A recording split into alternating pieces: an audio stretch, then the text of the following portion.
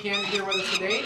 Remember I said the banding of some young baby peregrine falcons that were produced outside on a nest ledge of the 43rd floor of the Toronto Sheridan Centre, right in the core of downtown Toronto. Ministry of Natural Resources here with us here today doing the banding. They did the extraction today and it went like clockwork. We have to identify their gender before we can put the appropriate size leg band on. The females are larger than the males. And so the birds are weighed. If more information is needed, their legs are measured.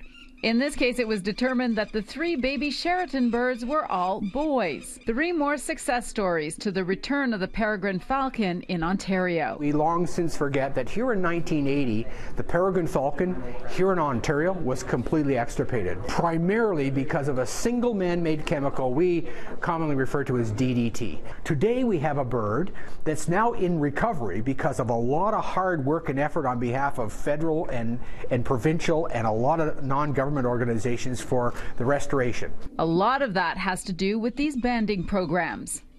This is probably the most effective way to monitor the migration and dispersals and the mortalities of this species by virtue of these little leg bands. And it may be surprising to hear that some of their success is due to their living in cities.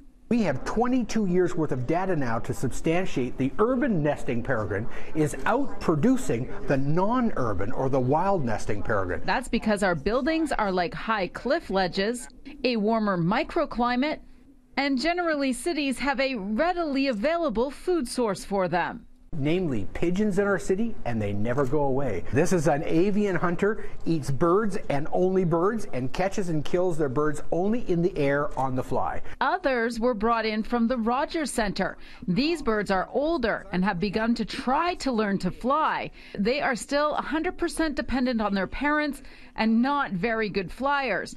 In fact, volunteers stand outside where there are known nests and wait for these birds to come to the ground. They then carry them back up to their nests and their parents here in Toronto's high places. These birds have no idea that they'll be eating birds for a living, and they have to be taught that, and that happens over the next 30, 60, 90 days. Where you can actually keep track of this peregrine family over a live webcam. To find the link, go to our website, citynews.ca/extras, and you'll see what's going on way up there.